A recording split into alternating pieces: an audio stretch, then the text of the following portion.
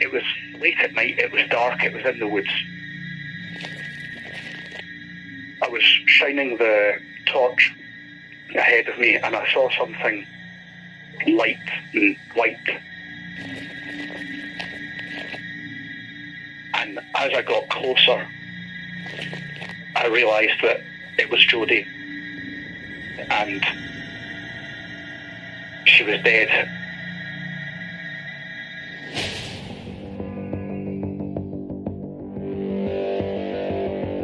It's being described by police as one of the most violent murders in a generation. This would have been a bloodbath. 14-year-old schoolgirl killed in broad daylight. Jodie Jones had everything to live for, but her life was cut cruelly short when she was brutally attacked. She'd put up an enormous fight. There was evidence of a struggle. The area was heavily blood-stained. She was virtually decapitated. This was probably the most shocking and horrific murder in Scottish criminal history.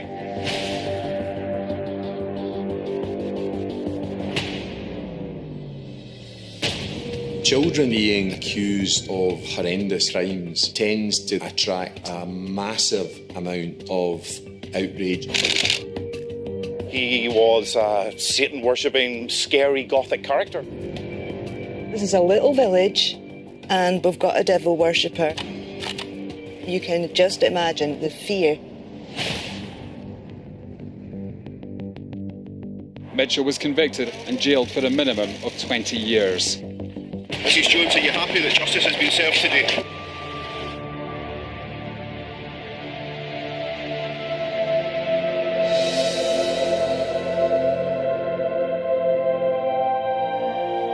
I've been locked up for a crime I did not commit.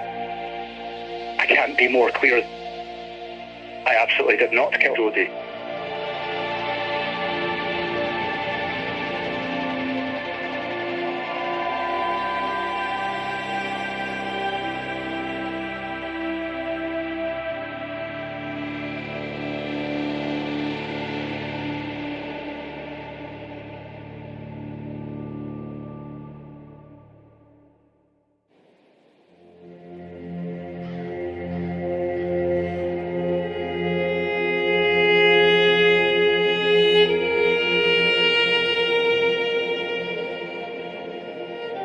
Dalkeith is the biggest town in this area.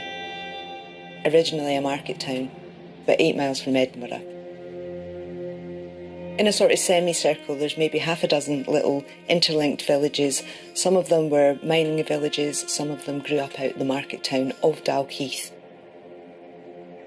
Nothing ever really happens here. It's an ordinary place with ordinary people. Teenagers Jodie Jones and Luke Mitchell lived in the neighbouring villages of Easthouses and New Battle. They had been dating for 5 months. I met her a few times, not a lot, but I met her a few times. Typical 14-year-old, shy but not to the awkward stage and not cocky, just a lovely, well-mannered wee girl. 30th of June 2003. Jodie and Luke arranged to meet as usual after dinner. A very, very ordinary Monday.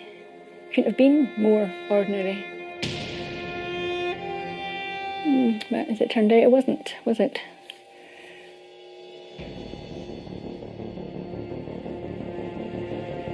Jodie doesn't arrive to meet Luke, and just after 10 p.m, her family realise she hasn't been seen since 5 o'clock. A search party is arranged to find her. Luke came to me in a bit of a state saying, Jodie's missing. And he borrowed the torch and off they went.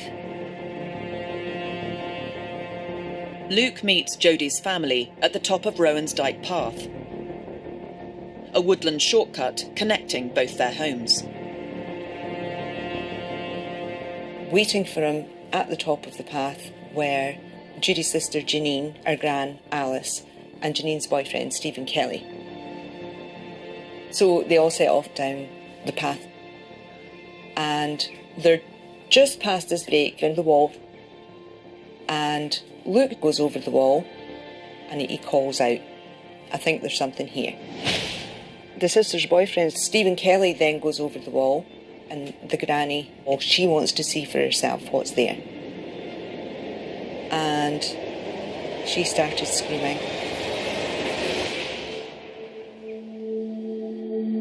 Jodie had been beaten. Her hair had been pulled out by the roots.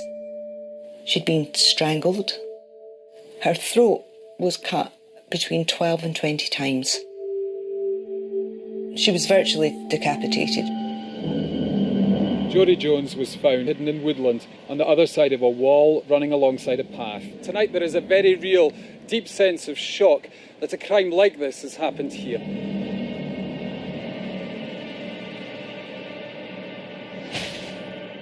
From the minute the news of the murder broke on the morning of July 1st, the hysteria, the relentless media coverage, the fear, the fact that something like that could happen in this area. Detectives have warned Dalkeith teenagers starting the summer break to be on their guard. There was a maniac roaming among us. Police have staged a reconstruction of the last known movements of murdered teenager Jodie Jones. Tonight, motorists were being asked if they were here a week ago. Jodie's clothes are undergoing forensic examination. I got a call from a police officer. They wouldn't tell me what had happened, just that they were taking Luke and Mia, our dog, to the police station and could I meet them there. Then we were questioned about that night, and they tape your conversations, and my tape was marked witness, and I noticed that Luke's tape was marked suspect. It appeared that Luke Mitchell was now prime suspect. Police believed he had led the search party to Jodie's body, a location only her killer could have known. It seemed 14-year-old Luke Mitchell had become the prime suspect in his girlfriend's murder. A police search of his house revealed more about his character. Mitchell had really highly peculiar habits at home.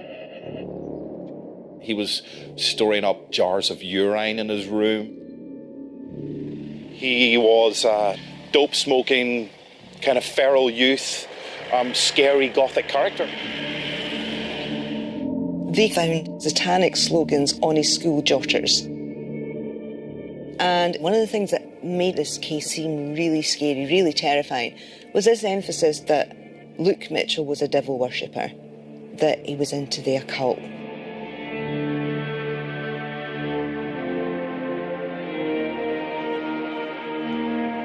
And he was obsessed by the Black Dahlia murders. Jodie's injuries were said to have some similarity to those of a murder victim known as the Black Dahlia, a young woman who had been mutilated in a ritualistic killing. The Black Dahlia case was the killing of a young woman called Elizabeth Short in Los Angeles in 1947. She was found horribly mutilated. She'd been severed in two, so the legs and the torso had been separated. Was Mitchell inspired by the Black Dahlia? The case against Luke Mitchell was building. The police were closing in, and the press began to name him as the main suspect. This stuff was being gobbled up insatiably in broadsheets as well as tabloids. It's got a kind of horror movie element to it. You know, this is about a young girl who's 14 who's found brutally murdered. Add in that, all that crazy stuff around devil worship and drugs, and you have a really kind of toxic brew that people couldn't get enough of. The press just ran amok. They were virtually camped outside our door with their sandwiches and flasks. flinging themselves on my car when my car left the driveway, just to get a close-up of Luke. There was the story which became enormous of Luke Mitchell being asked not to attend the funeral of Jodie Jones. We weren't allowed to go to Jodie's funeral, and I asked why, and they said because the family were frightened that we would turn it into a circus. On the day that the funeral happened, he decided to sit down with Sky News and do an interview. Sky came to my door and I told them, yes, we were having a vigil for Jodie. So they asked if they could come in and to witness that. I thought, what harm can it do? In fact, I thought it would do better because there was whisper of, say, Luke not caring a jot, and he was unemotional, and he was this, that, and the other. And I thought, well, at least if we show them this, then at least they know we are thinking about her, and we do have emotions and whatnot. So I let them in, and basically that horrible little man started almost interviewing Luke. What would you say to those who would look at you and think he killed his girlfriend? I just say they're being naive, not to believe everything you read in the papers. It's trial by media. The interview itself had a rather unpleasant sort of vibe to it. The police and accusations and things I couldn't care about. It was just want to find out what happened and who did it. It felt strange to watch. There was judgments made about the relationship between Mitchell and his mother. It added to the creepiness and the disturbing nature of the story. The headlines the day after that. The screeching headlines. How could you?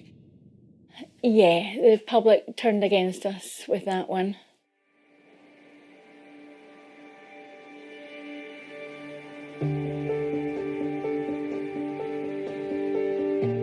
A 15-year-old boy has been remanded in custody after appearing in court charged with the murder of Jodie Jones. Luke Mitchell was finally arrested on the 14th of April 2004, 10 months after Jodie's murder. At around 7:30, the police arrested the youth at his home and brought him back here to the station. His alibi that he was at home cooking dinner was rejected, and his mother and older brother were arrested. We understand that she's going to be charged with attempting to pervert the course of justice in connection with this case. The final plank in the police case against Luke Mitchell was that his mother gave a false alibi to protect him.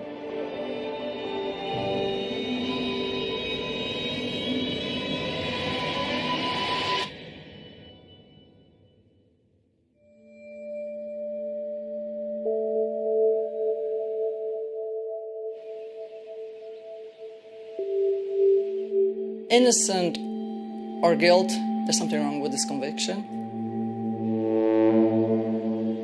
We have a 14-year-old boy, and despite extensive investigation, there is no forensic evidence to link him to the crime.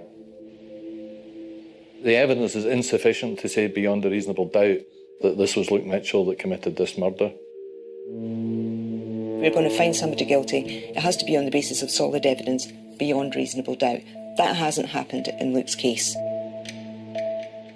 We're talking about a person's life, and you need science to put someone in jail.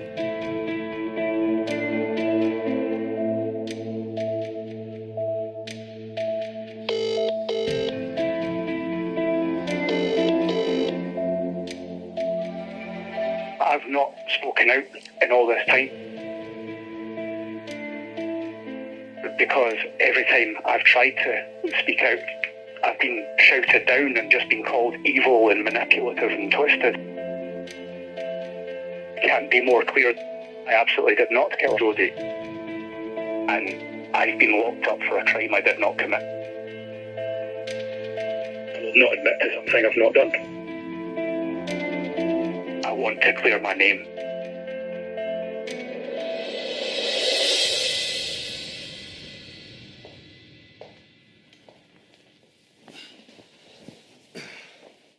My name is John Sallins. I'm 27 years a police officer. Most of my time as a detective. I've worked in many high-profile inquiries, murders, terrorism, serious and organised crime. Spent most of my time in the CID. My name is Michael Neal. Started off as a uniformed officer in the north of Glasgow. Trained as a firearms officer during that time. Then moved into the CID arena. Spent the majority of my career after that as a detective. John and I now run our own private investigation company.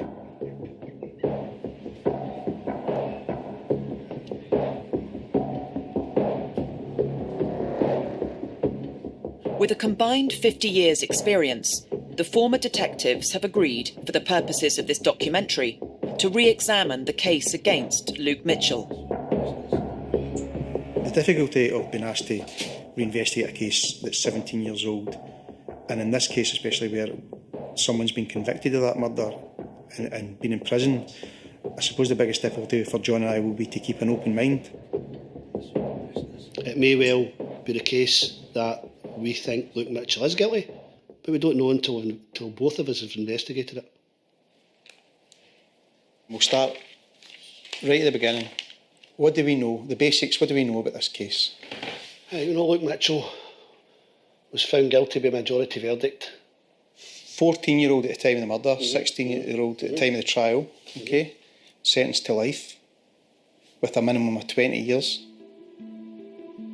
We're doing things retrospectively now, without the full knowledge of what the investigation team carried out. We're just trying to conduct this investigation based on our own experience and things that we would have done at the time. What have we got forensically to tie There's absolutely nothing forensically. It's a circumstantial case. You would think, considering the brutality of that murder, there would have been something forensically.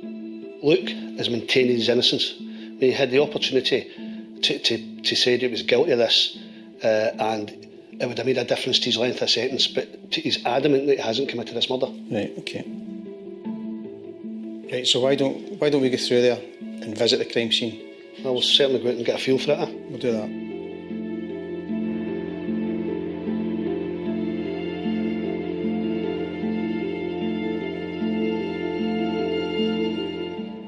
It's a lovely place as well, isn't it?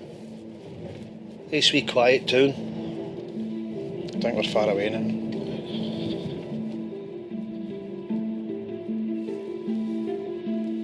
That's it there, that path there. So it is, yeah. Let's go.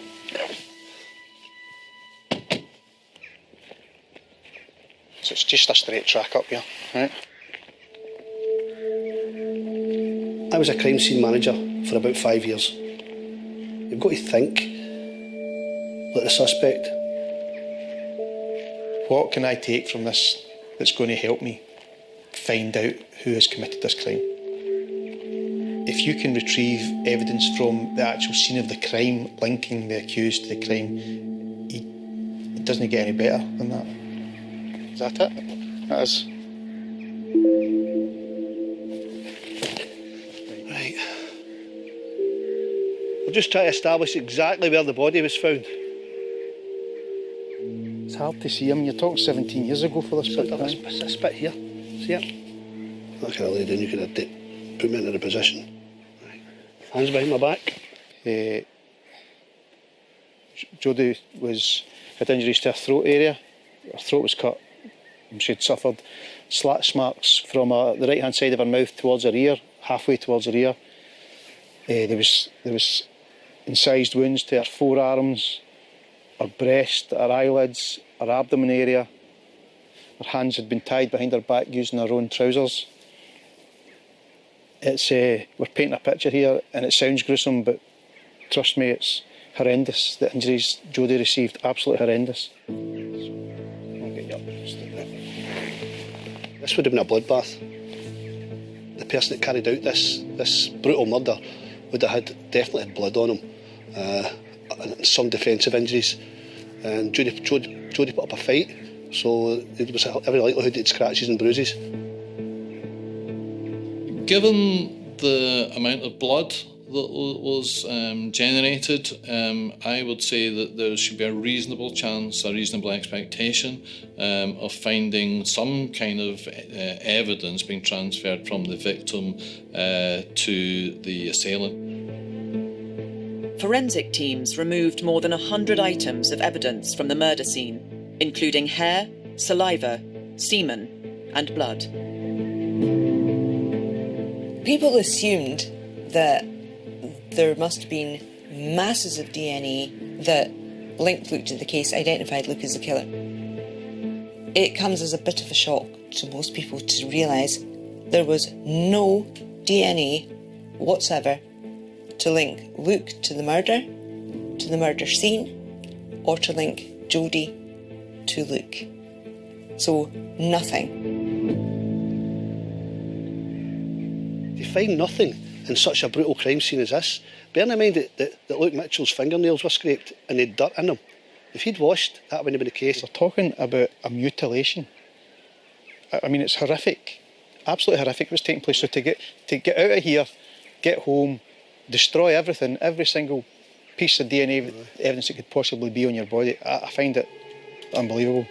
There was DNA, male DNA, at the scene and on the body, but it wasn't Luke's. Forensics found DNA on a bloodstain on Jodie's t-shirt. DNA from Stephen Kelly, Jodie's sister's boyfriend. That implicates Stephen Kelly more than it implicates Luke Mitchell, because there was nothing found from Luke Mitchell. This was the only full DNA profile they had from Jodie's body or her clothing. You would have thought they'd have gone straight to his door and gone, you have some explaining to do. Why didn't they do that? The explanation given by the prosecution in court for Kelly's DNA was that Jodie had borrowed her sister Janine's t-shirt that night. A wider search of the area around Jodie's body revealed Stephen Kelly's DNA wasn't the only male profile found. Forensic searches from the crime scene found DNA from Jodie's sister's boyfriend on clothing. But another male profile was also found, in a used condom close to Jodie's body. That condom was found to have what was described as fresh semen.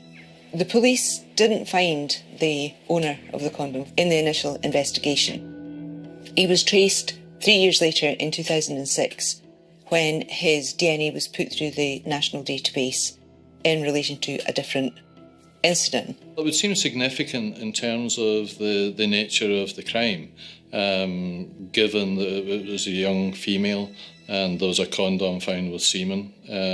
I think it should have been more significance than it apparently did. What stood out for me in particular was the lack of scientific evidence against the accused, and the fact that they had other potential line of investigation and they focused on just one person. We've only been here a short space of time. Straight away we spoke about another two potential suspects. Luke Mitchell was the only member of the search party to be forensically examined by the police that night.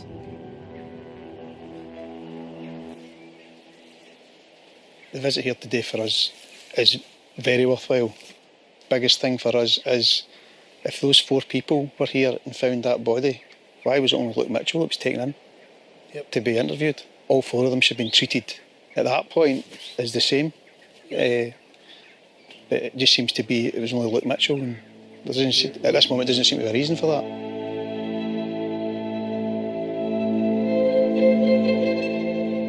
It was obvious from the police treatment of me that I was a suspect from day one. I was told to sit separately from the rest of the members of the search party, and one of them had tried to hand me a cigarette when we were sitting waiting, and they were told that they shouldn't be having any interactions with me, yet the other 3 were sat together all talking together and I was kept separate. I mean, this was genuinely from the very first moment that police had arrived that I was being treated separately. I sprinted up to a police station.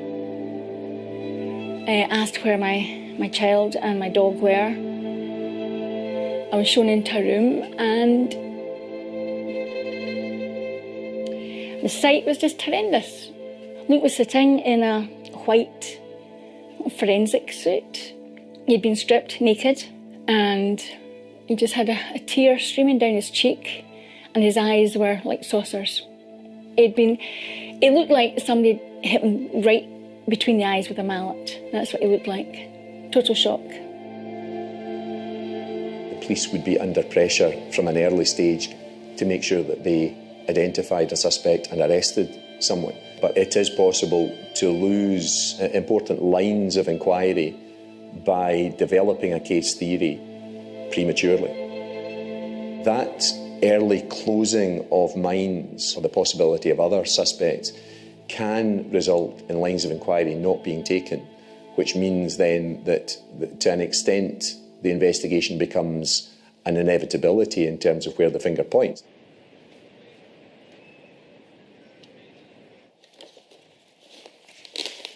An examination of the case files reveals an inconsistency in the stories of how Jodie's body was found that night.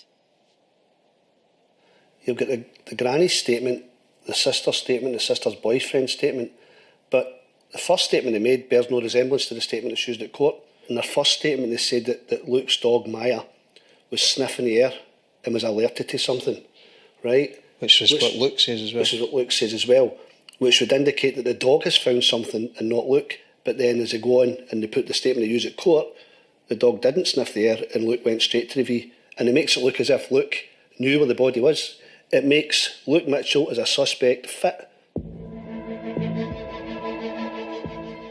The defence tried to pursue that. They read out the sister's boyfriend's description of the dog. It's an Alsatian, it's a big dog, its head was above the height. That's a very clear description of the dog and how it reacted. And he put it to the witnesses, this is what you said. And they said things like, I don't remember. And the first story that they were all telling together just disappears.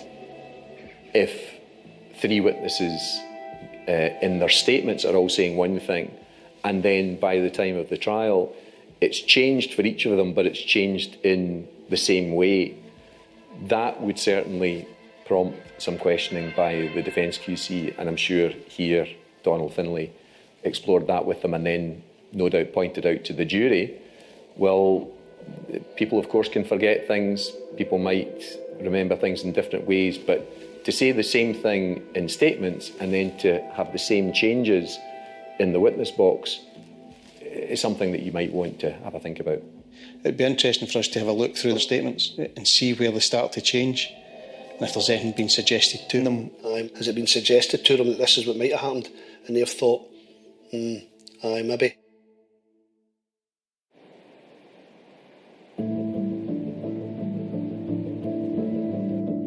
Luke Mitchell was 14 years old when he was accused of murdering his girlfriend. He was named by the press within days, but not officially charged until 10 months later. Luke was, when I say he was in the press constantly, I mean daily, absolutely daily. This is 5 days after the murder, I believe, where we've got detectives hunting the killer of 14-year-old Jodie Jones. We're last night questioning her boyfriend and his older brother, and Mitchell's named here. So, we have the ethical issue right at the start of the case. Should we be naming a child at this point? Umpteen photos of him, naming him. Now, bear in mind, this is pre-trial. He had not been convicted. He hadn't even been arrested. But he was being treated like a criminal. So, we've got a picture of Mitchell here. When you look back on this, it's intensely problematic for how this case is going to be treated by a jury, in the eyes of the public. Why do people think he did it? Because the police told the press and the press told the public. You worry about how this whole narrative was being framed by the police using the press and what that would mean by the time it gets to court. That's really what lies at the kind of icky heart of this. The media and the police views almost fed each other, and they certainly, to my mind, fed the impression that was being given to the public. What intrigues me the most about this case is, was it the prosecution of a lifestyle? What I mean by that is Luke Mitchell's case seemed to fit in with a narrative which was unfolding in the late 1990s and the early 2000s, where kids were in effect almost criminalised themselves because of their attitudes or the behaviour. The dope smoking, the violent computer games, the listening to music that adults found offensive. I mean, one of the strange things about this case is the whole involvement of Marilyn Manson and the Black Dahlia story being sucked into the narrative of the Luke Mitchell case. Marilyn Manson was fascinated with the Black Dahlia case. We know that he painted watercolours of the Black Dahlia victim. And it turned out that the prosecution were trying to claim that Luke had carried out a copycat of the Dahlia murder from the Manson paintings because he was obsessed with Marilyn Manson. Well, if the kid's into Marilyn Manson and Marilyn Manson's into the Black Dahlia, then, was Mitchell inspired by the Black Dahlia? There's a little bit of a problem there.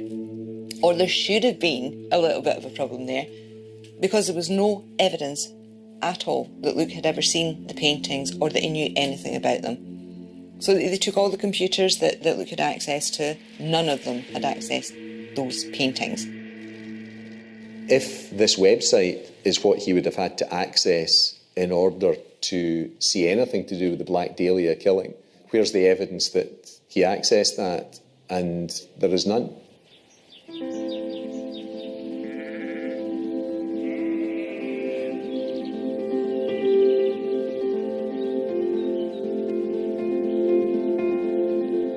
Other than me being a convenient suspect because I was seen as out of the ordinary and into alternative styles and lifestyles and dress sense and music, I don't know why they went after me like this. It's not as though I had criminal involvement with the police beforehand, before any of this. I was the local weirdo. It was easy to put it on me. It was easy to make people believe these nasty and evil things about me.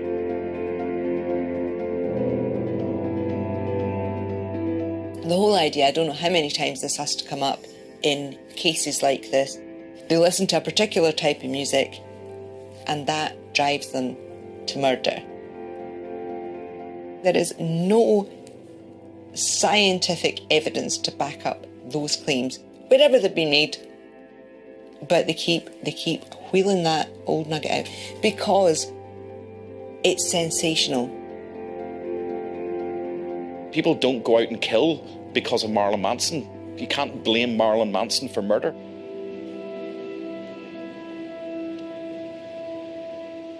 As the re-examination of the case continues, a disturbing piece of evidence reveals another potential suspect. We've got another person of interest that absolutely shocked me.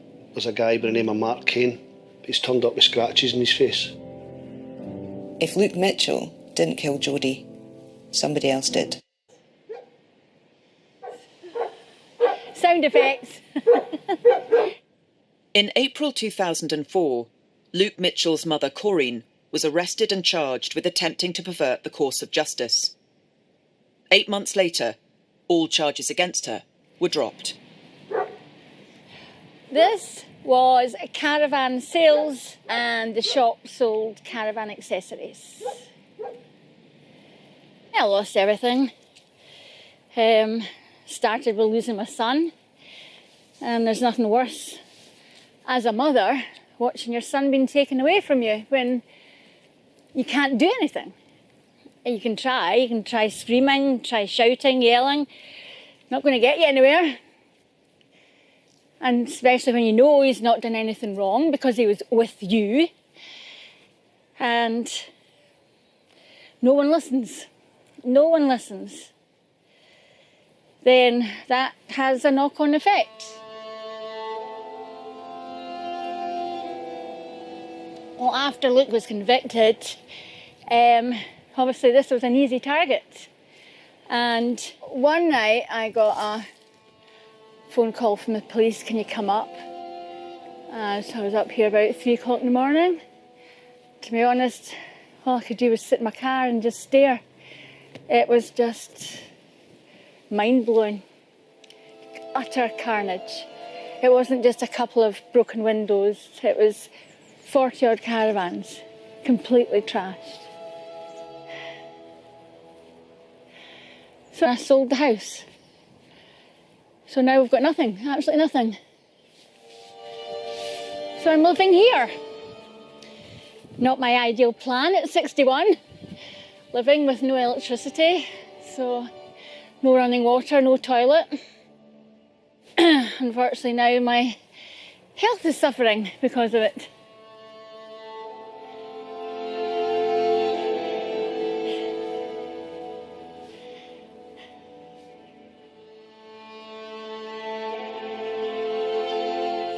No, you're too big to do that now. You're too big to do that now. Yes, you are.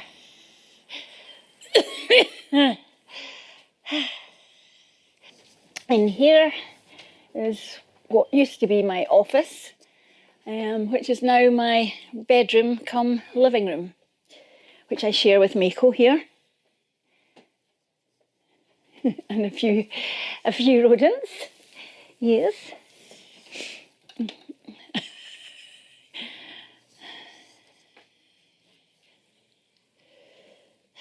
How long have you lived here? What are we, coming up 6 years.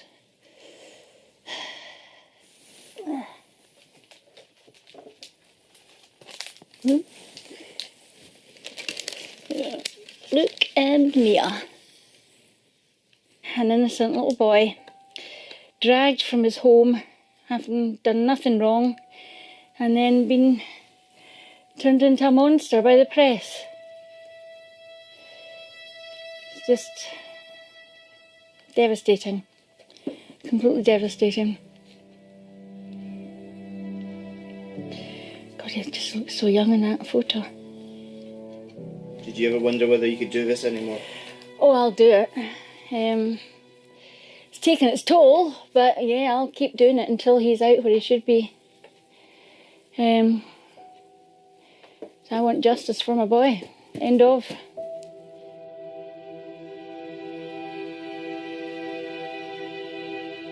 A lot of the time, I still feel 16, 17. And I have to remind myself that I'm nearly 32 now. They took me away in April 2004 and I've still not managed to go home yet. I'm still waiting to go home.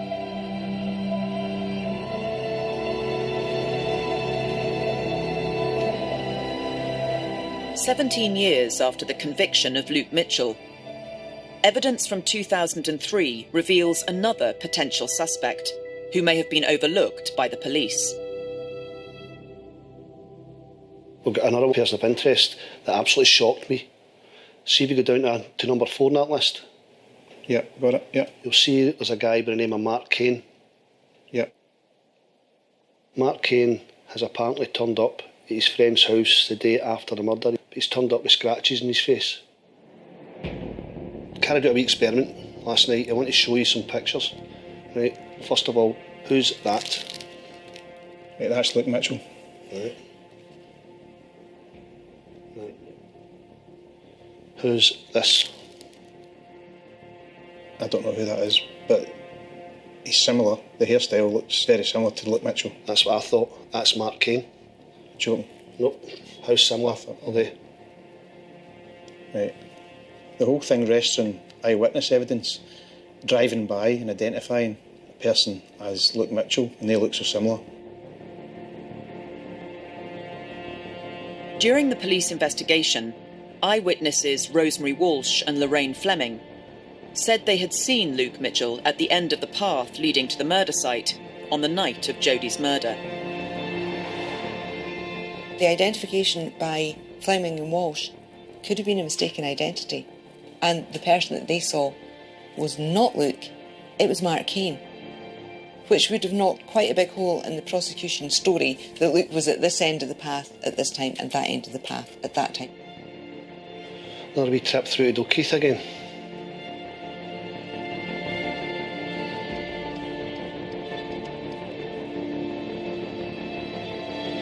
Scott Forbes, the man who was visited by Mark Cain the day after the murder, has agreed to meet with the investigators at the crime scene. This will give us a feeling for it now, a proper feeling. Nothing better than actually speaking to folk direct rather than reading their statements. There's the gate there. And there's the entrance to the path. Right.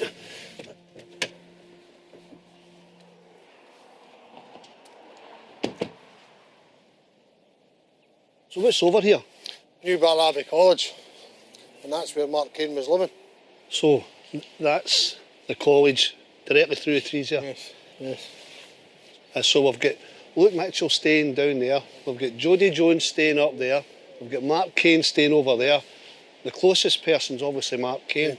Yes. So you're only talking a couple of minutes to get from there to there. Yeah, definitely. If you come out of the murder in these woods here, would this not be a perfect escape route? Ah, definitely.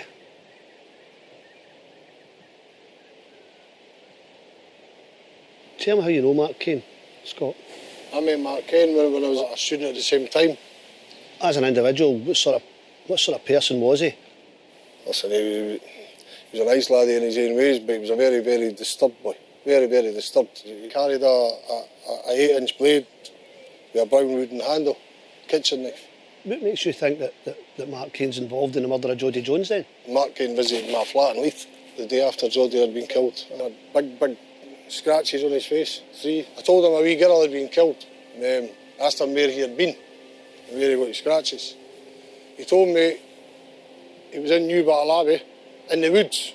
That were the same? Same The base area. of the woods surround this field? Yes, yes. Right. He told me he was taking methadone, he had taken his whole script of Valium, he had got a bag of speed, smoking cannabis, and he was drinking lager. See the day you seen him, did he have a knife on him? Ah, he would have had. I never seen it. You never seen it? But he would have had. I told him I was concerned. You know, you've just told me you've been in a woods full of drugs. A wee girl's dead, you've got scratches on your face. He told me he fell in a bush. And that's how he scratched his face. And I remember saying to him, that's no scratches for a bush. He got flustered. And then he left. After he left my flat, I was still concerned. Do you think Mark Cain killed Jodie Jones? I genuinely don't know. I've always suspected it. Mick and I would like to have a chat with Mark Cain. Is it possible for you to arrange a meeting that we could sit down and talk to him about this and view the things that you've... No. Mark Cain died last year. Mark Cain's dead? Yes, Mark Cain's dead, yes. Last year? Last year, just last year.